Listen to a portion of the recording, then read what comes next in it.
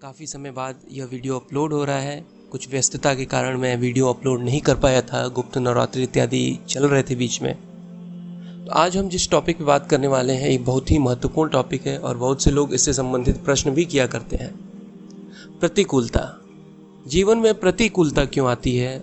जब व्यक्ति बहुत ही ज़्यादा समर्पित है, भक्ति में है, पूजा पाठ कर रहा है, उसके बावजूद उसको क्यों प्रतिकूलता अपने जीवन में झेलनी पड़ती है? चीज़ें उसके अनुकूल नहीं होती हैं, ऐसा क्यों होता है? ये बहुत से सवाल लोगों के मन में उठते हैं, तो आज इसके ऊपर बात करेंगे।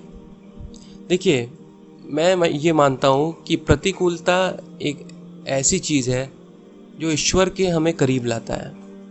ईश्वर का प्रेम या ईश्वर जिसको खींचना चाहता है अपनी तरफ, उसकी लाइफ में प्रतिकूलता किसी न किसी बहाने से ज़रूर वो डालता है और उसकी वजह से हम उसकी तरफ खींचे चले जाते हैं।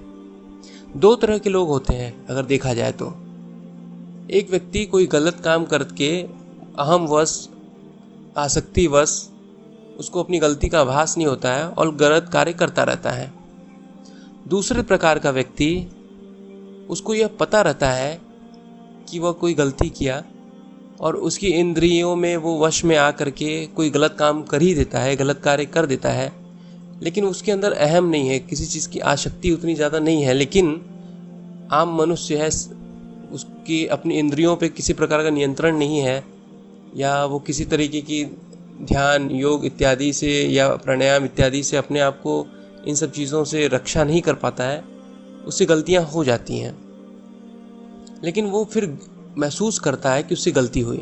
बहुत से ऐसे व्यक्ति होते हैं कि कोई भी प्रकार की उनसे गलती, वो जान रहे हैं कि उनसे ये गलती हो रही है, ये जो करने जा रहे हैं वो गलत है, लेकिन इंद्रियों के वश में आकर के वो गलतियां कर देते हैं। लेकिन उसके बाद उनको बहुत पछतावा होता है, मन ही मन वो बहुत पछता रहे होते हैं कि मैंने ये गलती क्यों की, अब से आगे से ये गलती नहीं करूँगा। फिर दोबारा अगर कुछ ऐसा परिस्थिति सामने आती है, फिर उनसे गलती हो जाती है, फिर उनको पछतावा होता है। तो ये जो दो प्रकार के व्यक्ति होते हैं, एक तो जो अहंकार से भरा हुआ, आसक्ति से भरा हुआ है, उसको किसी प्रकार का कोई भी अपने पछतावा नहीं होता, वो अहम में गलतियां करते जाता है। उसके कर्म के हिसाब से उसकी चीज़ें जो है, प्रारब्ध जो है वो डिसाइड होता रहता है और उसको उसका फल मिलता है।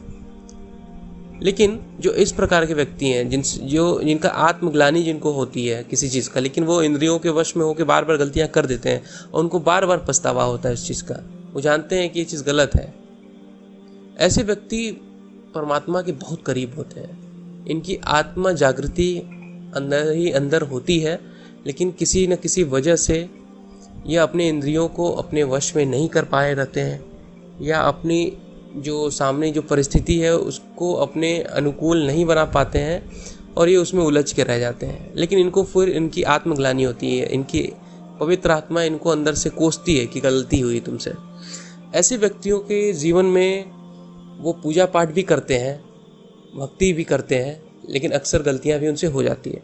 ऐसे व्यक्ति जरूर, इनके जीवन में कुछ ऐसी बड़ी प्रतिकूलता ईश्वर जरूर लाता है जिससे कि उनको एक बार को मन में वैराग्य उत्पन्न हो, कटाव उत्पन्न हो, उसको वो असली चेहरे लोगों के देखने को मिलते हैं जिसमें वो लिप्त रहा होता है। लेकिन यह ऐसे इंसान दिल से अच्छे होते हैं, इनकी आत्म जागृति होती है। यह इंसान जब इनके जीवन में कुछ ऐसी बड़ी प्रतिकूलता ईश्वर जब लाते हैं, तो यह कहीं ना कहीं चारों तरफ से इनका, जब देखते हैं कि कोई साथ नहीं दे रहा है, तो इनका कटाव शुरू होता है संसार से, वैराग्य मन में उत्पन्न होता है। फिर इनको कुछ भी नहीं दिखता है, ईश्वर की तरफ पूर्ण रूप से भागते हैं। या ऐसे व्यक्ति जो नॉर्मल पूजा पाठ भक्ति कर रहे होते हैं, फिर ये ईश्वर को समर्पित होना शुरू करते हैं। ये कोई ना कोई इनको ईश्वर रास्ता दिखाता है, जानबूझ के इनके जीवन में प्रतिकूलता लाता है, फिर इनको रास्ता भी दिखाता है कि तुम इस मार्ग पे चलो, इस मार्ग पे चलो, इस मार्ग पे चलो। इनको ध्यान योग से जुड़ता है, इनको कई तरह की पद्धतियों से जोड़ता है, इनको कई साधना की पद्धतियाँ और ईश्वर के प्रति गहरी रुचि में अपने आप जो है कि ये जुड़ने लगते हैं। बहुत से लोग ऐसे हैं जो आज सुन रहे होंगे इस वीडियो को, इसको महसूस कर पा रहे होंगे कि ऐसा होता है, एक समय के बाद वह ईश्वर, उनके चीज़ें जो है अनुकूल होनी शुरू हो जाती है और वो ईश्वरीय शक्ति से भी जुड़ जाते हैं। ईश्वरीय शक्ति से जुड़ने के साथ ही साथ वह विभिन्न प्रकार के ईश्वरीय कर्मों में और अपनी ऐसी साधनाओं में जो उनके आत्म को जागृत करता है, अपने उनकी जो अंदरूनी शक्ति है, जो पवित्रता है, उसको पूर्ण रूप से जागृत करता है, वो धीरे धीरे इसमें भी सक्षम होने लगते हैं कि उनको जो लग रहा है कि वो गलत करने वाले हैं उसको नियंत्रण कर सकें। यह प्रतिकूलता ईश्वर ही हमारे जीवन में, क्योंकि वो हमसे इतना प्रेम करता है कि वो हमको अपनी तरफ खींचने का उसके पास यही उपाय है। मन जो कि इतना शक्तिशाली है, कई सालों से जिसके वश में हम काम कर रहे हैं, उसको इतना आसान नहीं है कि हम उस पर हावी हो जाएं। इसके लिए जीवन में प्रतिकूलता बहुत ज़रूरी है। अगर प्रतिकूलता ना आए तो हमें किसी चीज़ की कोई ज़रूरत ही ना हो, हम ईश्वर को याद ही ना करें।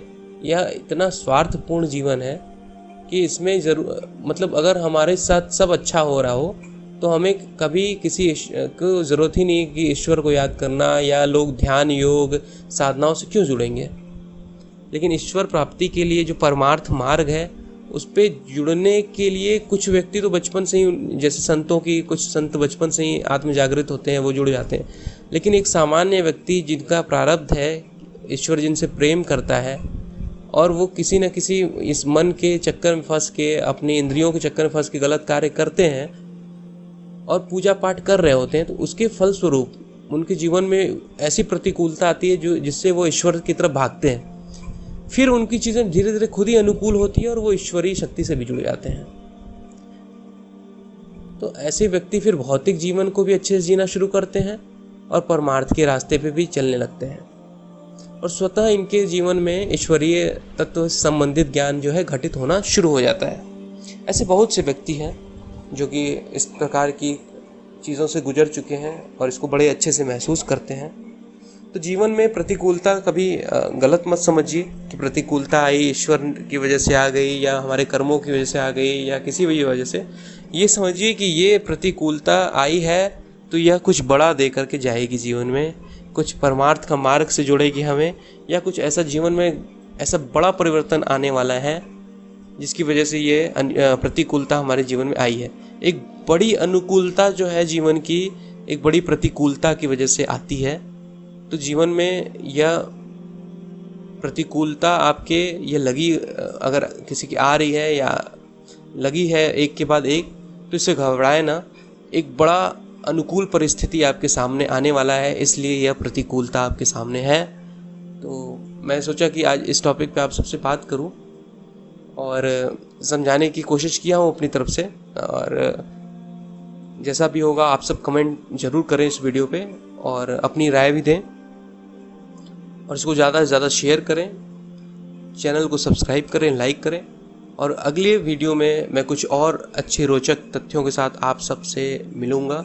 तब तक के लिए धन्यवाद, नमस्कार।